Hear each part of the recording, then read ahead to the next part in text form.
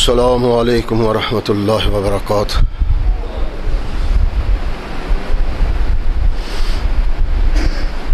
الحمد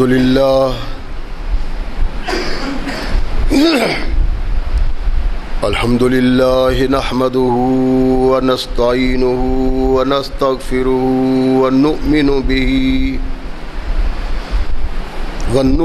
به ونتوکل علیہ ونعوذ باللہ من شرور انفسنا ومن سیئات اعمالنا من يهده الله فلا مضل له ومن يضلل فلا هادي له ونشهد أن لا إله إلا الله وحده لا شريك له ونشهد أن محمدا عبده ورسوله أما بعد فأحسن الحديث كتاب الله وخير الهدي هدي محمد صلى الله عليه وسلم وشر الأمور محدثاتها وكل محدثة بدعة وكل بدعة ضلالة وكل ضلالة في النار أما بعد فأعوذ بالله السميع العليم من الشيطان الرجيم من همزه ونفخه ونفثه بسم الله الرحمن الرحيم آمنوا بالله ورسوله وأنفقوا مما جعلكم مستخلفين فيه فالذين آمنوا منكم وأنفقوا لهم أجر كبير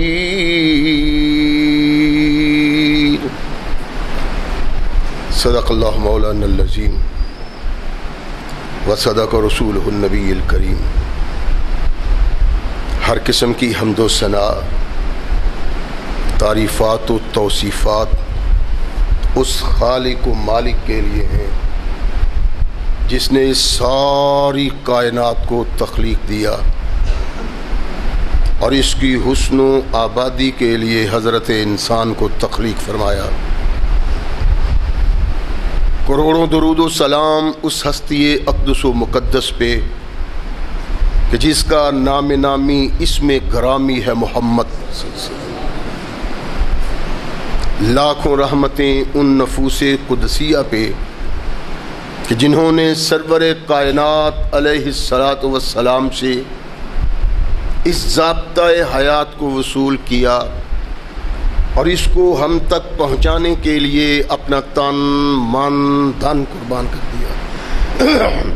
اللہ کی یہ بہت بڑی کرم نوازی ہے کہ اس نے اس ضابطۂ حیات کو ہم تک پہنچانے کے لیے ایسے مضبوط ذرائع اور اسباب استعمال فرمائے کہ ان کی موجودگی میں ہم ببانگ دہل کہہ سکتے ہیں کہ یہ ضابطۂ حیات جو آج قرآن کی صورت میں ہمارے ہاتھوں میں موجود ہے، یہ وہی ضابطۂ حیات ہے جو آج سے کم و بیش 1400 سال پہلے نبی کائنات رسول ثقلین حضرت محمد رسول اللہ صلی اللہ علیہ وآلہ وسلم پہ انسانوں کی رشد و ہدایت کے لیے نازل ہوا۔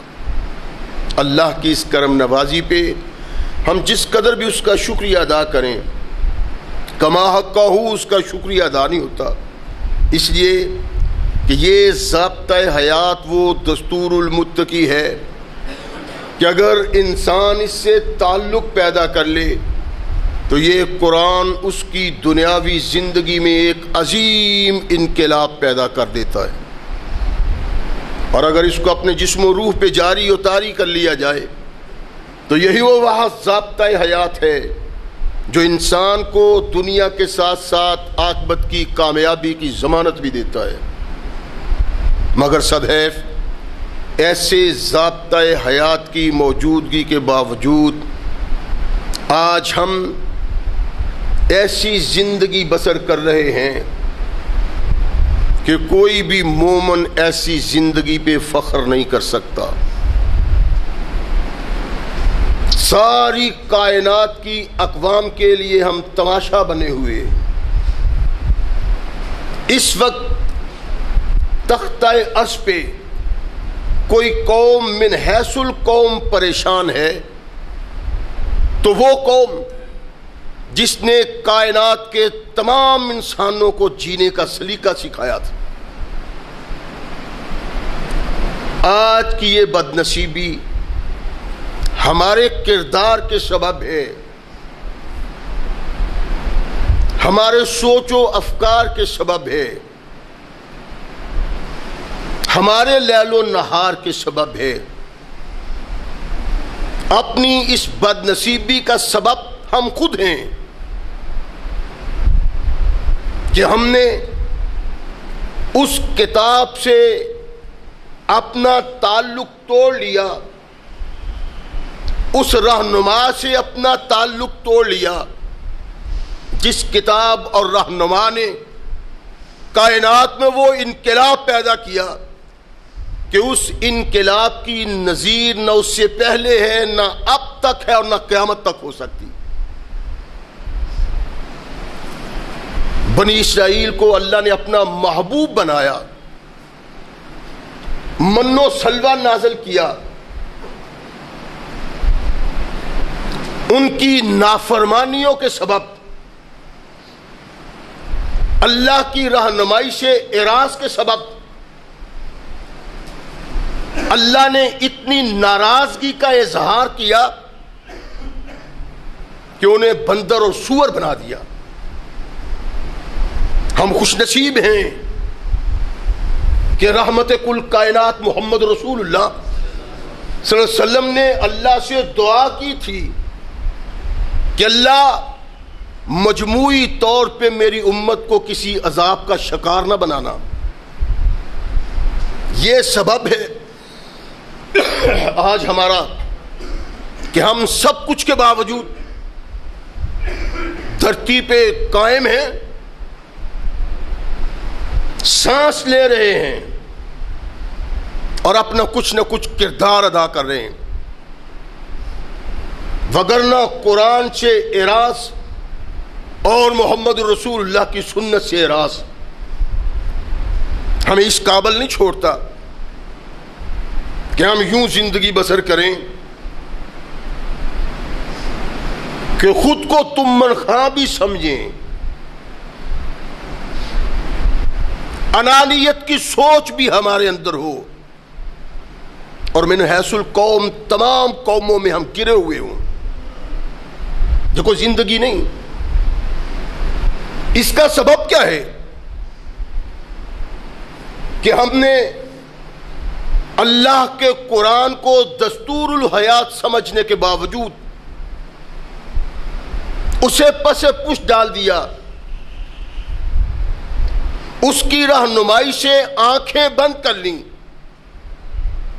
جبکہ قرآن کی ہر رہنمائی اور کائنات کے آقا محمد الرسول اللہ کا ہر طریقہ انسان کو صاحب شرف و فضل بناتا ہے۔ قومیں کسی سوچ کی بنا پہ بنتی ہیں، قومیں کسی عمل کی بنا پہ ابھرتی ہیں،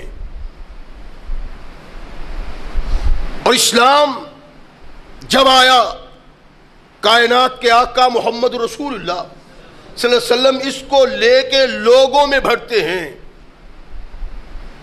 تو یہ بڑھتا ہی چلا گیا، صاحب شرف و وقار بنا، اور جو جو اس کے ساتھ جب جب تعلق پیدا کرتا گیا وہ انسانوں کی نگاہ میں ایک معزز شخصیت اور مکرم شخصیت بنتا گیا۔ قرآن نے ہر مقام پہ اور زندگی کے ہر رخ میں ہماری اس طرح رہنمائی کی ہے کہ اگر ہم اس رہنمائی کو اپنا لیں، ہمارے اندر محبت اور پیار پیدا ہو جائے، اتفاق و اتحاد پیدا ہو جائے، یکسوئی پیدا ہو جائے، اور جب یہ نقشہ وہی بن جائے جو کائنات کے آقا ثقلین کے تاجدار محمد رسول اللہ صلی اللہ علیہ وسلم کی زندگی میں ان کے صحابہ کے کردار سے بنا، تو آج بھی اللہ کی رحمتیں نزول کر سکتی ہیں، آج بھی ہم کائنات میں معزز بن سکتے ہیں، آج بھی ہم وہ انسان بن سکتے ہیں جن انسانوں پہ فخر کیا جا سکے۔ اتحاد و اتفاق، پیار و محبت کا وہ گر جو اللہ نے اس آیہ مقدسہ میں بیان کیا ہے، اگر کما حق کا ہو ہم اس کو اپنا لیں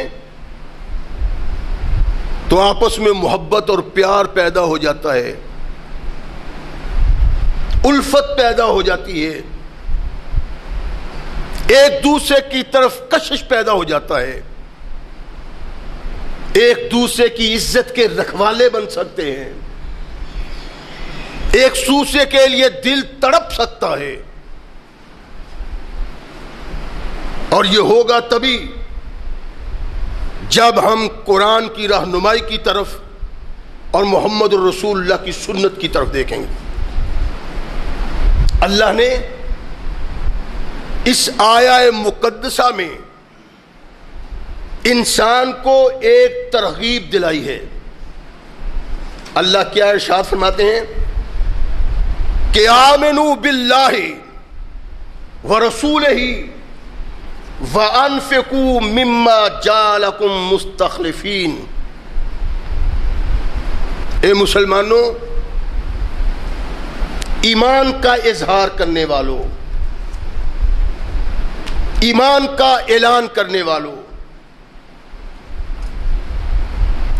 اللہ پہ ایمان کے اظہار و اعلان کے بعد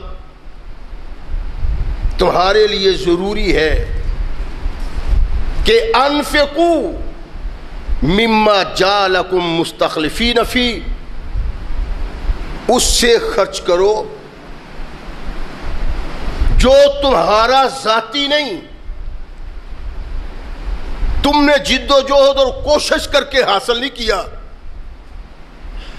بلکہ تمہارے پہلے آباء و اجداد سے تمہیں ملا ہے، اور جس طرح وہ اس کو چھوڑ کے چلے گئے ہیں تمہیں بھی اس کو چھوڑ کے جانا ہے۔ تم لاکھ پتی ہو، کروڑ پتی ہو، تمہاری دولت کا کوئی حساب نہ ہو، خزانوں کے خزانے ہوں، یہ تمہیں کہیں سے ملے ہیں، اور جس طرح ان خزانوں کے مالک، زمین و زر کے مالک اس جہان میں آج نہیں، ان کا تم استعمال کرے ہو، کل ایک وقت آنے والا ہے کہ یہ خزانے یہاں رہ جائیں گے اور تم چلے جاؤ گے۔ ارشاد فرمایا کہ اس میں سے خرچ کرو اور اگر یہ موقع ہے تو یہ غنیمت ہے، اس موقع سے فائدہ اٹھاؤ۔ رحمت کل کائنات محمد رسول اللہ صلی اللہ علیہ وسلم ارشاد فرماتے ہیں کہ مال تمہارا وہ ہے جس مال کو اپنے ہاتھ سے تم خرچ کر لو اپنی عاقبت کی بھلائی کے لیے، جو پیچھے رہ جائے گا وہ وارثوں کا ہے۔ اور رحمت کل کائنات محمد رسول اللہ صلی اللہ علیہ وسلم ارشاد فرماتے ہیں کہ اس وقت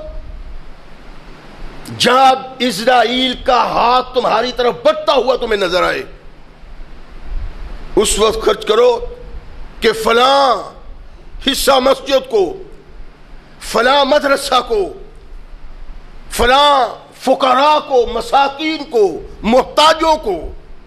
ارشاد فرمایا نہیں، اب تو یہ فلاں کا ہو چکا ہے، تیرا تب تھا جب تو ہوش و خرد رکھتا تھا،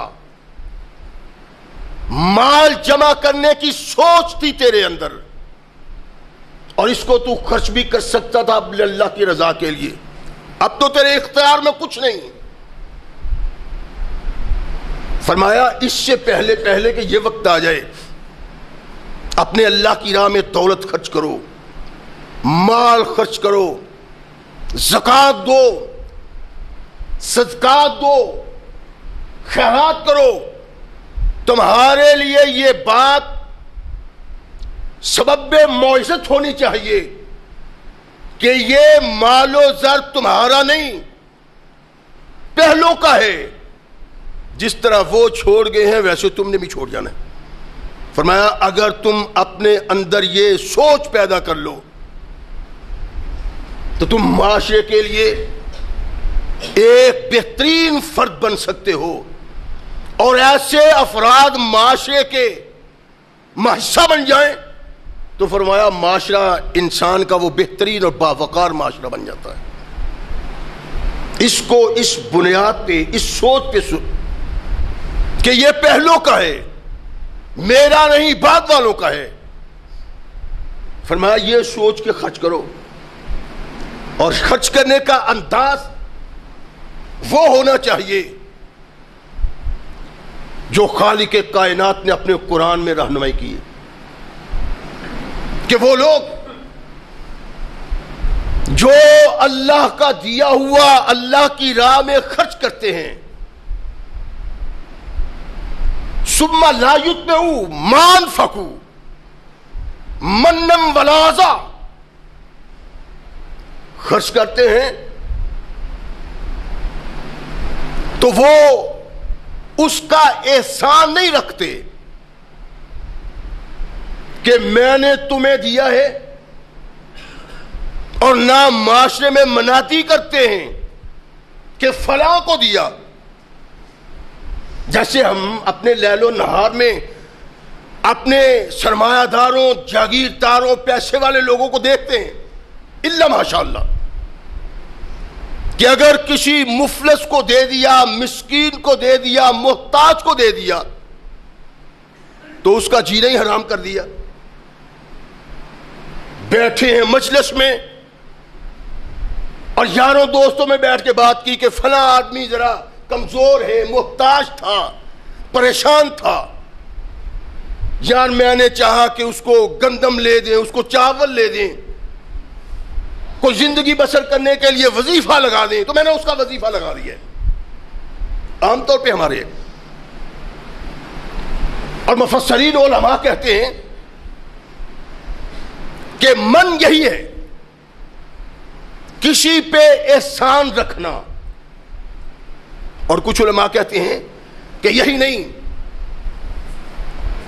بلکہ احسان اسے جتلانا اور اس سے اپنا کام لینا، یہ من۔ اور عزا کہتے ہیں مجلسوں میں، محفلوں میں، احباب میں، لوگوں میں بیٹھ کے اس کا تذکرہ کرنا۔ امام غزالی رحمہ اللہ علیہ نے اس کے متعلق عجیب لکھا ہے لکھتے وہ بھی یہی،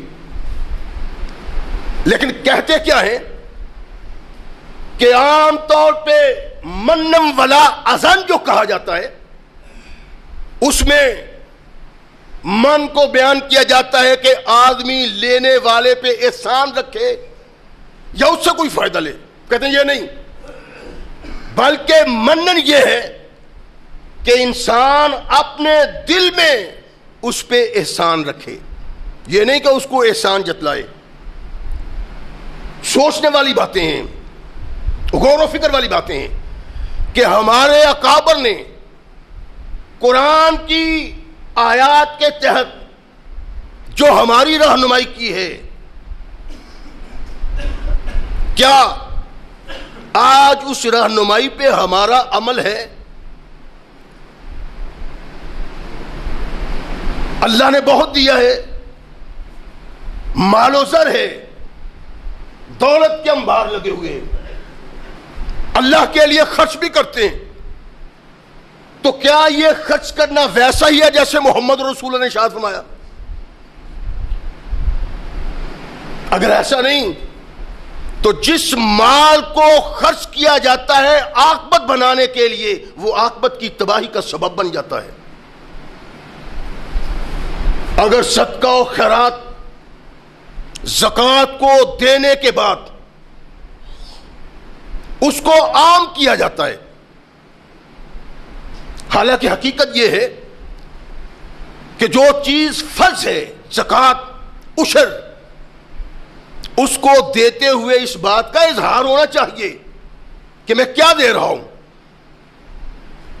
کسی کو بھی پتا چلے تو فرق نہیں پڑتا. اگر دل میں اخلاص ہے، اخلاص اگر دل میں ہے، لوگ صدقہ دیتے ہوئے دیکھتے ہیں، لوگ باتیں کرتے ہیں، تو اس کی پکڑ اس شخص کو نہیں جو اللہ کے لیے سب کچھ کرتا ہے، جس کے دل میں یہ سوچ ہے، یہ فکر ہے کہ یہ اللہ نے مجھے دیا ہے اور مجھے محض اس لیے نہیں دیا کہ میں ہی اس کو استعمال کروں، بلکہ غرباء، فقراء، مساکین اس میں شامل ہے، اللہ نے مجھے ان کا حق دیا ہوا ہے. یہ اللہ کی رحمت اور کرم نوازی ہے کہ اس نے مجھے منتخب کر لیا ہے کہ میں آپ کما کے، آپ اکٹھا کر کے ان لوگوں کی خوشی، خوشحالی اور آبادی کا سبب بنوں. اللہ نے دیا اس کا حصہ، نہیں دیتا تو وہ امانت دار نہیں. امام غزالی فرماتے ہیں کہ دل میں اگر آدمی سمجھتا ہے کہ میرا اس پہ احسان ہے، فرمایا اللہ نے منم ولا آزاد کہا ہے، یہ من وہ ہے. آدمی دل میں سوچتا ہے، حالانکہ اکثر مفسرین اور علماء نے یہ کہا ہے کہ منن کا مطلب یہ ہے کسی آدمی کو دے کے اس سے کام لینا. اور لطافت و نظافت کیا ہے کہ اس کو اگر آدمی دل میں بھی سوچتا ہے کہ میں نے فلاں کو دیا، یہ میرا اس پہ احسان ہے، تو یہ اس کا دینا اللہ کے ہاں مقبول و محبوب نہیں. اس لیے کہ اللہ چاہتے ہیں یہ کردار ادا کیا جائے اور صرف اپنے اللہ کی رضا کے لیے، سخی کہلانے کے لیے نہیں، زکوٰۃ و صدقات و خیرات دینے والا نہیں، بلکہ سوچ یہ ہو جو میں دے رہا ہوں اللہ تیری رضا کے لیے دے رہا ہوں اور چاہتا ہوں کہ اس کا اجر مجھے قیامت کے روز ملے. صدقے کا اصل مقصود و مفہوم یہ ہے. امام زین العابدین رحمہ اللہ علیہ ارشاد فرماتے ہیں کہ عام طور پہ ہم خیرات کرنے والے، صدقات دینے والے کو سخی کہتے ہیں. وہ فرماتے ہیں نہیں، سخی وہ نہیں جو انتظار کرتا ہے کہ محتاج میرے پاس آئے تو میں صدقہ دوں. جو یہ سمجھتا ہے کہ مانگنے والا آئے, سوال کرنے والا آئے, میں اس کو دوں, فرمایا یہ دینے والا سخی نہیں, بلکہ سخی وہ ہے جو اپنے اللہ کی رضا کے لیے حقدار کے پاس جا کے اس کو ادا کرتا ہے, اور اس کے دل میں یہ نہ ہو کہ میں اس سے شکریہ کے الفاظ سنوں, بلکہ اس کا اعتماد اور یقین ہونا چاہیے کہ اللہ اس کا اجر مجھے دے گا. جو اس انداز سے خرچ کرتا ہے, زین العابدین رحمہ اللہ علیہ کہتے ہیں کہ یہ آدمی سخی ہے. اور سخاوت اس سوچ و فکر میں پوشیدہ ہے جو سوچ و فکر اللہ کے رضا کے لیے ہوتی, اس سے ہٹ کے نہیں. اور رضا کیا ہے؟ اللہ فرماتے ہیں لن تنالوا البر حتی تنفقوا ما تحبون. تم اس وقت تک نیکی کو نہیں پا سکتے, نیکی تک نہیں پہنچ سکتے جب تک تم وہ چیز اللہ کی راہ میں خیرات نہ کرو جو چیز تمہیں پسند ہے. اپنی پسند اللہ کی راہ میں خرچ کرو گے تو تمہیں اللہ کے ہاں سے انعامات و اکرامات سے نوازا جائے گا. اگر خود پہننے کو دل نہیں چاہتا وہ کپڑا دیتے ہو, خود کھانے کو دل نہیں چاہتا وہ دیتے ہو, خود وہ گندم اپنے گھر میں استعمال نہیں کرتے وہ صدقہ اور خیرات دیتے ہو, وہ چاول جو استعمال کرنا خود نہیں چاہتے لوگوں کو دیتے ہو, تو ارشاد فرمایا یہ صدقہ اللہ کے ہاں کوئی نتیجہ پیدا نہیں کرتا. لن تنالوا البر, اللہ فرماتے ہیں تم نیکی کو پا ہی نہیں سکتے. اور صحابہ اکرام رضوان اللہ علیہم اجمعین نے اللہ کی اس رہنمائی کو اپنے لیے حرز جاں بنایا ہوا تھا. حدیث میں ہے کہ عبداللہ بن عمر رضی اللہ تعالیٰ عنہ بازار میں جاتے, شکر خریدتے اور لوگوں میں تقسیم کر دیتے, مختلف لوگوں کے گھر میں بھیج دیتے. ایک دن غلام کہتا ہے کہ آقا یہ جو آپ کام کرتے ہیں کیا اس سے یہ بہتر نہیں آپ کھانا پکائیں اور لوگوں کے گھر میں بھیج دیں, محتاجوں کے گھر میں, حقداروں کے گھر میں, یہ زیادہ مناسب نہیں؟ عبداللہ کہتے ہیں خیال تو میرا بھی یہی ہے. تو پھر حضور فرمایا میں اس لیے کھانا نہیں بھیجتا کہ مجھے شکر انتہائی پسند ہے, اور اللہ کہتے ہیں کہ لن تنالوا البر حتی تنفقوا ما تحبون. تم نیکی کو نہیں پہنچ سکتے جب تک وہ نہ اللہ کی راہ میں خرچ کرو جو تمہیں محبوب ہے. تو اپنی محبوب چیز اللہ کی راہ میں اللہ کی رضا کے لیے خرچ کرنا مومن کے ایمان کی علامت ہے. یہی نہیں, کائنات کے آقا محمد رسول اللہ صلی اللہ علیہ وسلم نے اس انداز سے رہنمائی کی ہے کہ صحابہ کرام اپنی زندگیوں میں اللہ کے نبی کی اس رہنمائی کو یوں اپنائے ہوئے تھے کہ عام سننے دیکھنے والا آدمی پریشان ہو جاتا ہے. ابو ذر غفاری رضی اللہ تعالیٰ عنہ ربضہ میں رہتے ہیں, ایک خادم بھی ہے, کمزور ہے, بوڑھا ہے, ناتواں ہے, وہ ان کے اونٹ چرواتا ہے. بنی سلیم کا ایک آدمی آتا ہے, کہتا ہے حضرت اگر آپ چاہیں مناسب تو کیا میں آپ کی خدمت کے لیے آپ کے پاس نہ رہوں؟ میں یہ چاہتا ہوں کہ آپ کی خدمت کروں اور آپ کی خدمت کرنے کے سبب اللہ سے اجر کا طلبگار بنوں، اور دوسری چیز یہ کہ مجھے نبی رحمت محمد رسول اللہ صلی اللہ علیہ وسلم کی رہنمائی بھی ملتی رہے گی، اس لیے کہ آپ محمد کریم کے پاس بیٹھا اٹھا کرتے تھے، میری خدمت قبول کرتے ہیں؟ ارشاد فرمایا کہ ہاں، لیکن ایک شرط پہ، غور فرمائیں، مسلمان ہم بھی ہیں، مومن ہم بھی ہیں، اللہ کی راہ میں خرچ ہم بھی کرتے ہیں، صدقات و خیرات ہم بھی کرتے ہیں، لیکن سوچنے کی بات ہے کہ ہمارے صدقات و خیرات وہ نتیجہ پیدا کرتے ہیں جو محمد رسول اللہ کے صحابہ کے کرتے تھے؟ اگر نہیں تو غور کا مقام ہے، جب تک کردار وہ نہ بنا، جب تک لیل و نہار وہ نہ بنے، جب تک سوچ وہ نہ بنی، کوئی بھی کردار، کوئی بھی عمل اللہ کے ہاں محبوب نہیں، اس لیے کہ اللہ فرماتے ہیں آمنو کما آمن الناس، کردار تمہارا وہ ہونا چاہیے جو محمد رسول اللہ کے صحابہ کا کردار۔ یہ صحابہ کا کردار کیا؟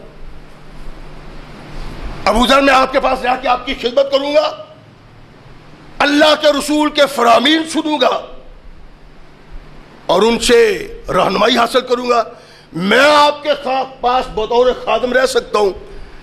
ارشاد فرمایا کہ میرے پاس اگر خادم رہنا چاہتے ہو تو ایک شرط ہے، کیا؟ فرمایا کہ میری تم نے اطاعت کرنی ہے۔ حضرت میں سمجھا نہیں، آپ کی اطاعت؟ فرمایا ہاں۔ کہنے لگا کھل کے بتلائیے۔ ارشاد فرمایا کہ جب میں تمہیں کہوں کہ یہ میرا مال و اسباب مسلمان فقراء محتاجوں غریبوں میں تقسیم کر دو، تو میرے مال سے جو بہترین مال ہے وہ منتخب کرنا ہے۔ سوچنے کی بات ہے، غور کرنے کی بات ہے۔ اللہ کے نبی کے صحابی رحمت کل کائنات محمد رسول اللہ کا ارشاد ہے، ارشاد فرمایا کہ جب تم زکوٰۃ لینے کے لیے جاؤ تو بہترین مال منتخب نہ کرو، درمیانے درجے کا، نہ ہلکا اور نہ اتنا اچھا کہ تم وہ مان لو دینے والے کے دل پہ ہاتھ پڑے۔ مقصد یہی تھا، یہ الفاظ نہیں اللہ کے نبی کے، نتیجہ یہی تھا۔ ارشاد فرمایا کہ سب سے بہترین مال نہ لو، زکات لینے کے لیے جاؤ، صدقات لینے کے لیے جاؤ، عشر لینے کے لیے جاؤ، درمیانہ۔ لیکن یہ صحابی رسول جو محمد رسول اللہ کے قدم پہ قدم رکھنے والا ہے،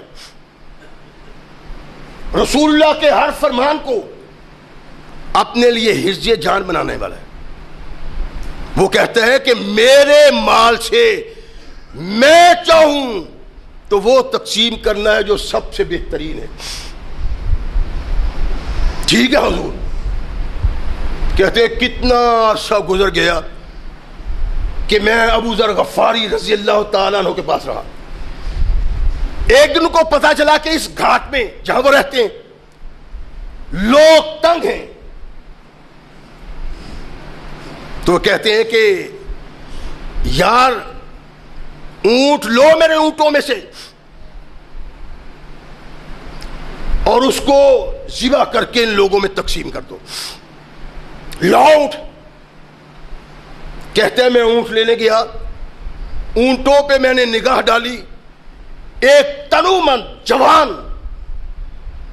بڑا طاقتور بڑا ڈھیل و ڈول والا اونٹ میں نے دیکھا اور میں نے کہا کہ یہ لے جاتا ہوں، لیکن پھر میرے دل میں آیا کہ اس کی تو یہاں بھی ضرورت پڑ سکتی ہے، طاقتور اونٹ ہے، اس کو چھوڑ کے کوئی اور اچھا سا دیکھ لیتا ہوں۔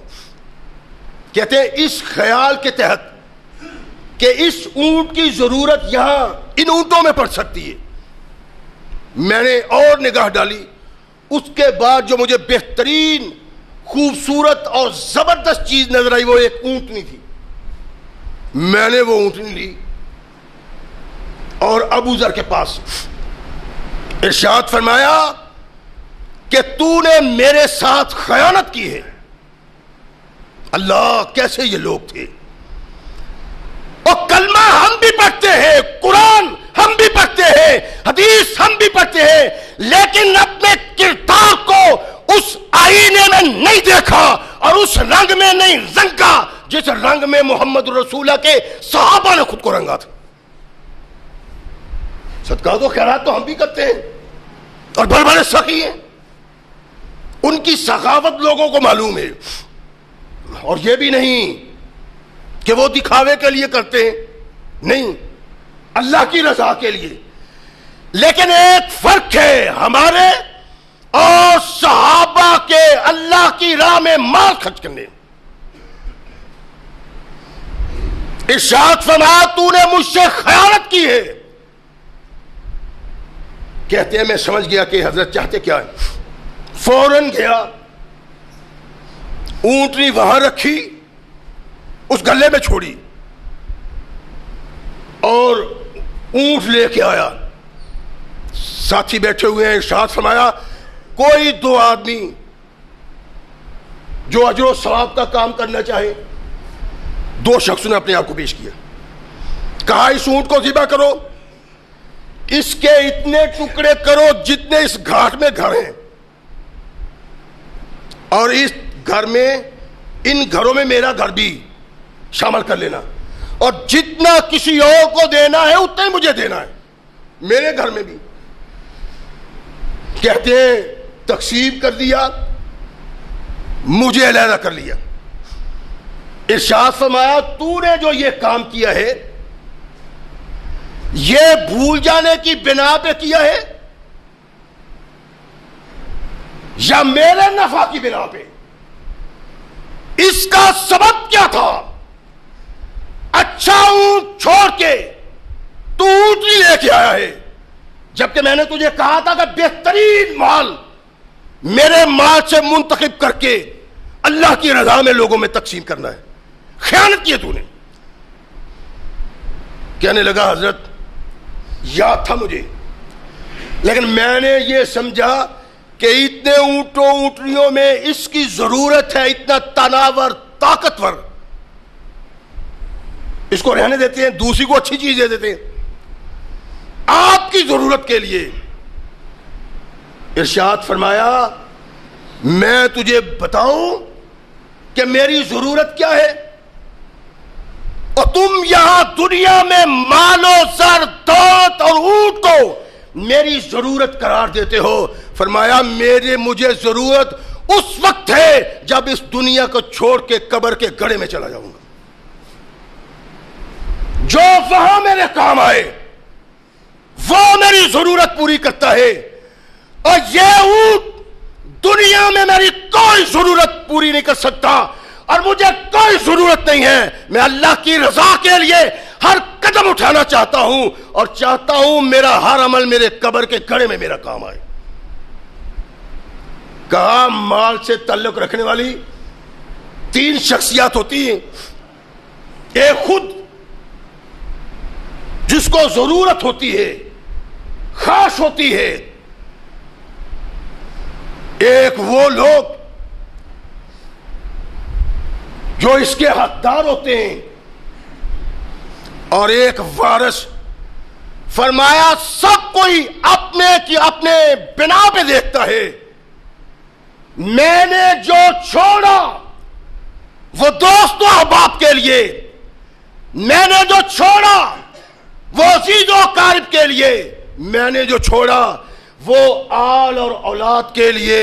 میرا وہ ہے جو اپنی زندگی میں اللہ کی رضا کے لیے تقسیم کر دیتا ہوں. اور ارشاد فرمایا کہ یہ میں نے شرط اس لیے رکھی تھی کہ میں جب اپنے اللہ کے دربار میں جاؤں تو مجھے پریشانی اور شرمندگی نہ ہو.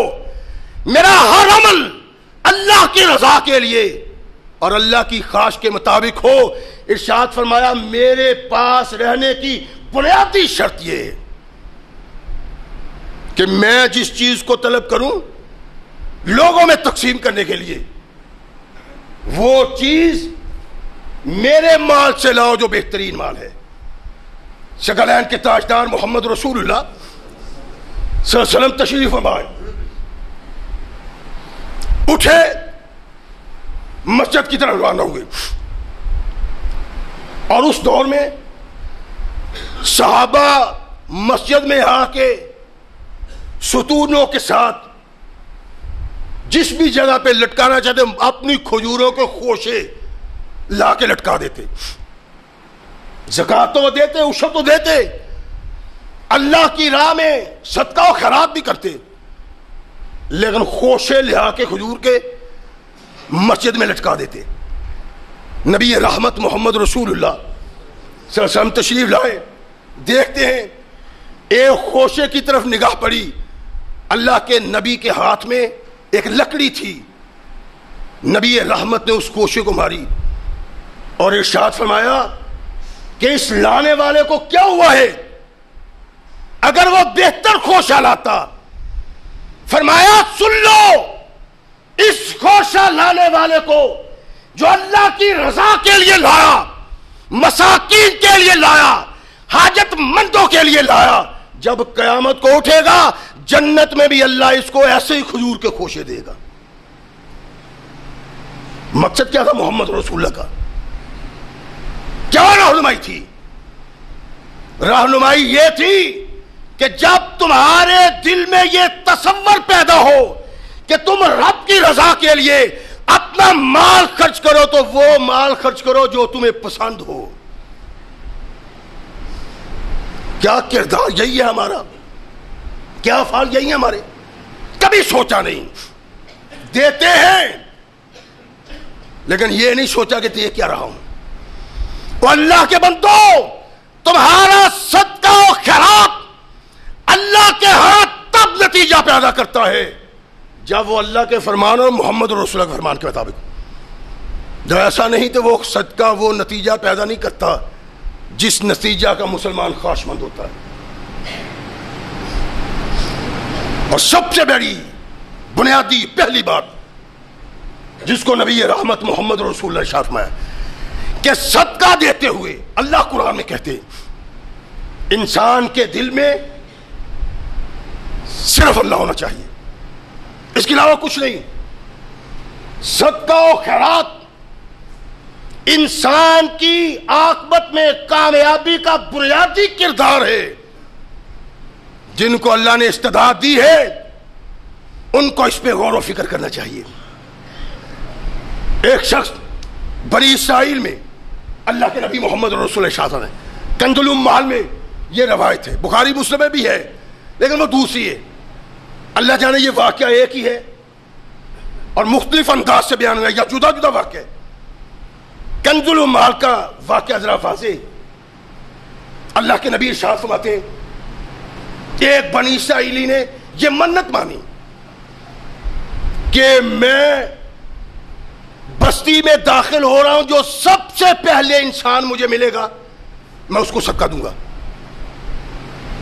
وہ داخل ہوا، ایک عورت ملی، اس نے اس عورت کو صدقہ دے دیا۔ لوگوں نے دیکھا، کہنے لگے اس اللہ کے بندے نے صدقہ دیا تو دیا کس کو ہے؟ ایک زانی اور بدکار عورت کو۔ پریشان ہوگا کہ یہ کیا ہو گیا۔ اگلے دن پھر منت مانی کہ جو سب سے پہلے ملے گا اس کو دوں گا۔ ایک شخص ملا، پہلا بستی میں داخل ہوتے ہی اس کو وہ تھیلی دے دی، پیسے دے دیے، رقم دے دی۔ دیکھنے والوں نے کہا یہ اللہ کا بندہ کیسا ہے، اس نے چور کو دے دیا ہے صدقہ خیرات، چور کو جو پہلے لوگوں کی جیبیں پھولتا ہے، گھر پھولتا ہے۔ پھر پریشان ہوا کہ اللہ یہ تیری حکمت ہے، میں کیا جانوں۔ تیسرے دن پھر آیا، زکات دی تو ایک بہت بڑے دولت مند کو دے دی۔ لوگوں نے پھر کہا کہ عجیب آدمی ہے یہ دینے والا، ایک دولت مند کو زکات دے دی، صدقہ دے دیا، پریشان ہے، پریشان رات کو سو جاتا ہے۔ اللہ خواب میں ملتے ہیں اور کہتے ہیں میں نے تیرے تینوں صدقات قبول کر لیے۔ یہ پریشان تھا کہ ایک زانی عورت کو، ایک چور اور ڈاکو کو، ایک سرمایہ دار اور دولت مند کو زکات دی، یہ پریشان سوتا ہے۔ اللہ کہتے ہیں میں نے تیری زکات قبول کر لی ہے، تیرا صدقہ قبول کر لیا ہے۔ اللہ کیوں؟ کیسے؟ ارشاد فرمایا وہ عورت جو بدکاری کرتی تھی نا، وہ اس لیے نہیں کرتی تھی کہ وہ دولت کمائے، بلکہ اتنی تنگ دست تھی کہ زندگی بسر کرنے کے لیے وہ یہ کاروبار کرتی تھی۔ تو نے صدقہ دیا، یہ پیسے اور مال پا کے اس نے اپنے اللہ کے ہاں اس زناکاری سے توبہ کر لی۔ اور وہ چور جس کو تو نے صدقہ دیا ہے، وہ چور پیشہ ور چور نہیں تھا، تنگ دست تھا، غریب محتاج تھا، اس کو تو نے دیا۔ جب اس کو دولت مل گئی تو اس نے چوری سے توبہ کر لی۔ فرمایا وہ سرمایہ دار اللہ کی راہ میں خرچ نہیں کرتا تھا، وہ صدقات و خیرات نہیں کرتا تھا، وہ زکات نہیں دیتا تھا۔ تیرے زکات دینے پہ اس کے دل میں یہ خواہش پیدا ہوئی، مجھ سے کم دولت مند اگر اللہ کے لیے زکات و صدقات دیتا، میں کتنا بد نصیب ہوں کہ میں محروم ہوں اللہ کے دربار میں۔ اس نے صدقہ دینا شروع کر دیا۔ فرمایا تیرے تینوں ہی صدقے اللہ نے قبول کر لیے۔ ان کی قبولیت کا بنیادی کردار کیا تھا؟ اس کا اخلاص، مثبت سوچ، مثبت فکر، اور محض اس صدقہ کا مقصود اللہ کی رضا تھا۔ جو اللہ کی رضا کے لیے کرتا ہے، اللہ اس کے لیے اپنی رحمت کے دروازے کھول دیتا ہے۔ کائنات کے آقا ثقلین کے تاجدار محمد رسول اللہ صلی اللہ علیہ وسلم نے ایک روایت میں یہ ہماری رہنمائی فرمائی کہ اللہ کے لیے کرنے والا، اللہ کی رضا حاصل کرنے والی، دکھاوے کے لیے نہیں، ریاکاری کے لیے نہیں، لوگوں کو بتلانے کے لیے نہیں، میں صدقہ کرتا ہوں، میں خیرات کرتا ہوں، بلکہ محض اپنے اللہ کی رضا کے لیے کہ اللہ مجھ پہ راضی ہو جائے، اللہ نے مجھے دیا ہے، میں اللہ کی رضا کے لیے وہ دیتا ہوں جو اللہ نے مجھے دیا ہے۔ اس لیے کہ بڑے بڑے لوگوں کو جو اللہ دیتا ہے صرف ان کے بال بچوں کے لیے، ماں باپ کے لیے اور بھائیوں بہن کے لیے نہیں، بلکہ فقراء، محتاجوں، مسکینوں کے لیے بھی اللہ دیتا ہے۔ جو نہیں دیتا وہ خائن ہے، بطور خیانت کار قیامت کے دن اٹھے گا، ہے لیکن وہ نہیں دیتا۔ رحمت کل کائنات محمد رسول اللہ صلی اللہ علیہ وسلم میں ارشاد فرماتے ہیں کہ ایک بنی اسرائیل میں شخص تھا، بڑا اللہ والا، وہ جب بھی کھیتی کرتا، جس سیزن میں بھی ہوتی، وہ ساری کھیتی اکٹھی کرتا، گندم ہے تب، مکئی ہے تب، کھجور ہے تب، چاول ہو تب، اس کے 3 حصے کرتا ہے۔ ایک حصہ زمین کے لیے، باغ کے لیے، کھیتی کے لیے، ایک اپنے بیوی بچوں کے لیے، اپنے لیے، اور ایک اللہ کے لیے۔ اپنے گھر میں لے جانے سے پہلے وہ اللہ کے لیے تقسیم کرتا ہے۔ اس کا معمول ہے، اللہ کے نبی ارشاد فرماتے ہیں کہ جنگل میں ایک شخص سفر کر رہا ہے، بادل ہو گئے، بوندا باندی شروع ہو گئی، وہ شخص جنگل میں ہے، دیکھتا ہے کہ بادل سے آواز آتی ہے، اس کے حدیقت فلان، فلاں آدمی کی کھیتی کو سیراب کرو۔ مسلم شریف کی روایت ہے، سندن متن بہترین روایت، اس کے حدیقت فلان فلاں آدمی کی کھیتی کو سیراب کرو.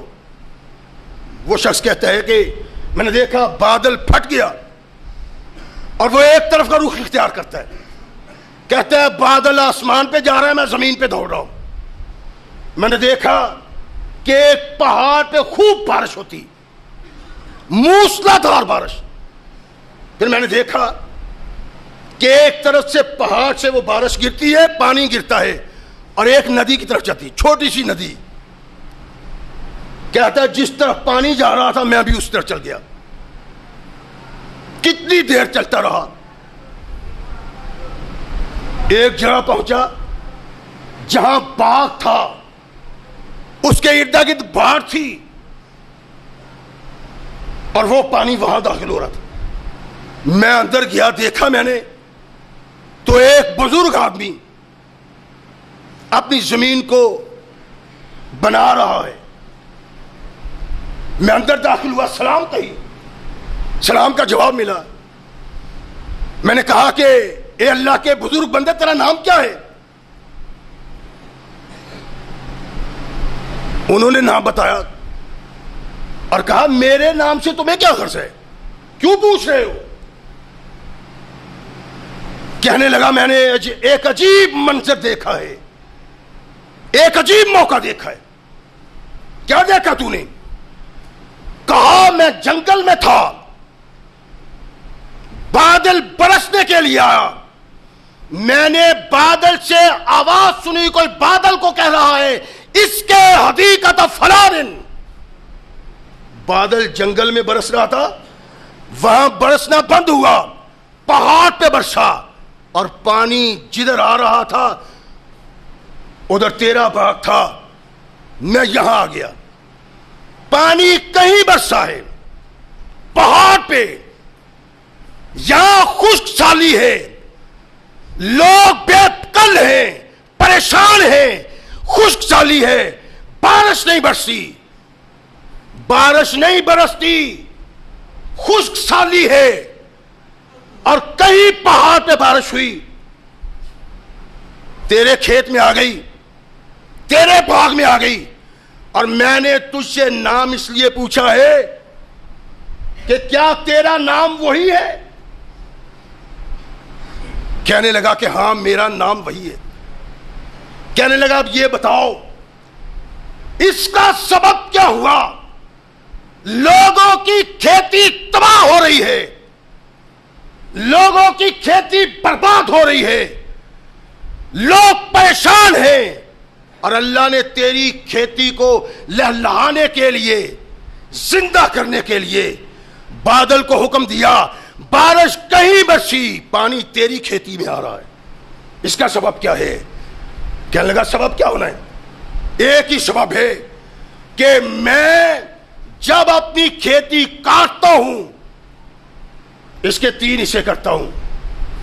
ایک حصہ غربا, مساکین, یتامہ, حقداروں کے لیے, اور ایک حصہ اپنے گھر والوں کے لیے, اور ایک تھا کھیتی باڑی کرنے کے لیے.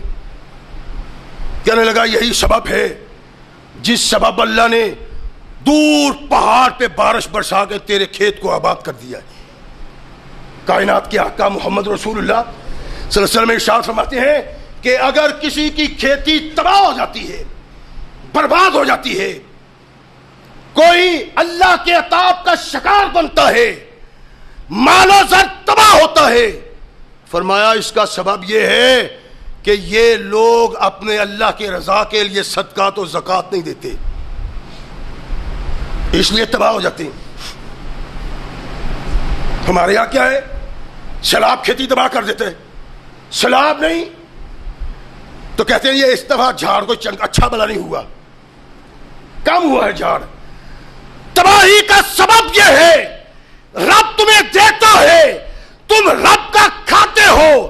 اللہ تمہیں تو ہماری آل اولاد کے لیے نہیں دیتا, یتامہ کے لیے, مساکین کے لیے, فقراء کے لیے, محتاجوں کے لیے اور حاجت مندوں کے لیے دیتا ہے. جب تم اراض کرتے ہو اللہ کی رحمت تم سے اراض کر لیتی. اس لیے تباہیاں ہوتی ہیں, اس لیے بربادیاں ہوتی ہیں. گھر میں غلہ بھی آتا ہے, چاول بھی آتا ہے، مکی بھی آتی ہے، لیکن بنتا کچھ نہیں۔ اس نہ بننے کا سبب یہ ہے کہ ہم اللہ کے باغی بن گئے، سنت رسول کے باغی بن گئے۔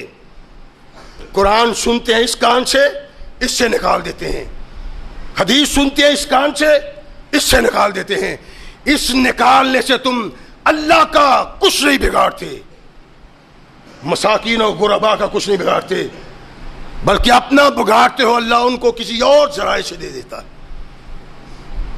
رحمت کل کائنات محمد رسول اللہ صلی اللہ علیہ وسلم ارشاد فرماتے ہیں کہ قیامت کے دن اللہ محتاجوں سے، حاجت مندوں سے، حقداروں سے قیامت کے دن معذرت کریں گے۔ فرمایا جس طرح انسان انسان سے معذرت کرتا ہے، یا تیری بڑی مہربانی، مجھ سے تجھے تکلیف پہنچی ہے، پریشانی آئی ہے، کہتے ہیں انسان اللہ کے لیے معاف کر دو، میں معذرت خواہ ہوں، معذرت چاہتا ہوں۔ کائنات کے آقا محمد رسول اللہ صلی اللہ علیہ وسلم ارشاد فرماتے ہیں کہ اللہ قیامت کے دن ان لوگوں سے معذرت کریں گے اور ارشاد فرمائیں گے کہ اللہ کے بندو، میں نے دنیا میں تمہیں اس لیے محروم نہیں کیا کہ تم میرے نزدیک برے تھے، ذلیل تھے، نہیں، بلکہ اس لیے محروم رکھا تھا کہ آج کے دن میں نے تمہیں بڑی عزت دینی تھی۔ او مساکین، فقیر، محتاج اس لیے نہیں کہ رب نے انہیں اپنی رحمت سے محروم رکھا ہے، بلکہ کسی کی تباہی کا سبب بنایا ہے اور کسی کی جنت کا سبب بنایا۔ آقا کائنات ارشاد فرماتے ہیں، صحیح حدیث، اللہ معذرت کرتے ہیں اور کہتے ہیں کہ آج کی عزت کے لیے میں نے تمہیں دنیا میں نہیں دی تھی۔ اللہ آج کی عزت کیا ہے؟ کیا عزت بنی ہماری؟ کیا افتخار ہوگا ہمارا؟ ارشاد فرمایا کہ تم جاؤ اہل جہنم کی صفوں میں پھرو، دیکھو جو تمہیں محض میری رضا کے لیے کھانے پینے پہننے کو دیتا تھا اس کو پہچانو، جہنم کی صف سے نکالو، وہ تمہارا ہے، اسے جنت میں لے جاؤ۔ نبی رحمت محمد رسول اللہ صلی اللہ علیہ وسلم ارشاد فرماتے ہیں کہ وہ مساکین، محتاج، حقدار جو آج حقدار ہیں، وہ جائیں گے جہنمیوں کی صفوں میں اور منہ تک وہ لوگ اپنے پسینے میں غرق ہوں گے۔ وہ ان کے چہروں سے پہچانیں گے، اللہ یہ میرا معین و مددگار تھا، اس نے بھوک میں مجھے کھلایا، اس نے پیاسے کو پلایا، اللہ اس نے ننگے کو پہنایا، اللہ یہ تھا۔ فرمایا ہاتھ سے پکڑ کے اس جہنمی کو جنت میں لے جاؤ۔ وہ مساکین، حقدار، محتاج، دینے والے سخی اور خرچ کرنے والے کو جہنم کی صف سے نکال کے جنت میں لے جائیں گے۔ لیکن لے جائیں گے کون؟ جو پہچانیں گے سخی صاحب یرانے دستانے سے دینا نہیں بنتا، بدو ملی کا غریب و مسکین، یتیم، حقدار آنکھیں کھول کے دیکھے، اور تم کراچی بیچ رہے ہو، سیالکوٹ بیچ رہے ہو، یہ صدقہ نہیں ہے۔ اللہ قرآن میں بھی کہتا ہے جن کے امراء سے لو ان کے غرباء میں تقسیم کرو، وہاں کے حقداروں کو صدقہ و خیرات، عشر و زکات کہیں نہیں بیچی جا سکتی۔ جو لوگ یہاں حقدار ہیں ان کو نہ دیا، گندم تیری، چاول تیرے، قیامت کے دن بد دیانتوں میں تو اٹھایا جائے گا کہ دیانتداری سے کام نہیں لیا، حقداروں کو نہیں دیا، یرانے دستانے میں آگے چلا دیا ہے۔ کیا جی وہاں طوفان آئے گا تو گندم دو، طوفان آئے گا تو خرچ کریں گے، کہیں یہ نہ قرآن میں نہ حدیث میں اس کا کوئی تصور نہیں، کسی کو نہیں دیا جا سکتا، کوئی بھی مانگنے آئے۔ یہ اس علاقے کے لوگ آپ کے حقدار ہیں، اگر ان حقداروں کو آپ نہیں دیں گے تو قیامت کے دن اپنے اللہ کو جواب دینا ہے۔ اور رحمت کل کائنات محمد رسول اللہ صلی اللہ علیہ وسلم نے ارشاد فرمایا ہے کہ اللہ فرمائیں گے پہچانو۔ اب یہاں کے غریب کو تو کبھی دیا ہی نہیں چودھری صاحب نے، یہاں کے مسکین تو کبھی دیا ہی نہیں، یہاں مدرسے کے طالب علم کے پاس تو کبھی آئے نہیں، ان کو تو دیا نہیں، دیا تو کراچی ہے۔ اب کراچی والا آ کے آپ کیسے پہچانے گا کہ جناب میرا محسن یہ ہے؟ دو اپنے ہاتھ سے اپنے علاقہ کے حقداروں کو، غیر حقدار تب حقدار بنتے ہیں، غیر یعنی دور کے باہر کے، جب ان کا حق ادا کر دیا جائے، ان کا حق ادا نہ کیا جائے، چھینا جھپٹی کی جائے، چھیننے والا جھپٹنے والا تو مجرم ہے ہی، دینے والا دوستی کے تقاضے سے، رشتے کے تقاضے سے، دور سے تقاضے سے، وہ بھی اللہ کے دربار میں مجرم ہے۔ اور کائنات کے آقا محمد رسول اللہ صلی اللہ علیہ وسلم نے جو یہ ارشاد فرمایا ہے، اس سعادت سے محروم رہے گا، یہ سعادت وہی پائے گا قیامت کے دن جہنمیوں کی صف سے نکل کے جنت میں وہی گناہگار جائے گا جو اللہ کی رضا کے لیے خرچ کیا کرتا تھا اور حقداروں میں خرچ کیا کرتا تھا۔ یہ نبی رحمت محمد رسول اللہ صلی اللہ علیہ وسلم کی رہنمائی ہے، یہ قرآن کی رہنمائی ہے۔ اللہ ہمیں اس کے مطابق زندگی بسر کرنے کی توفیق عطا فرمائے۔ وآخر دعوانا الحمدللہ رب العالمین۔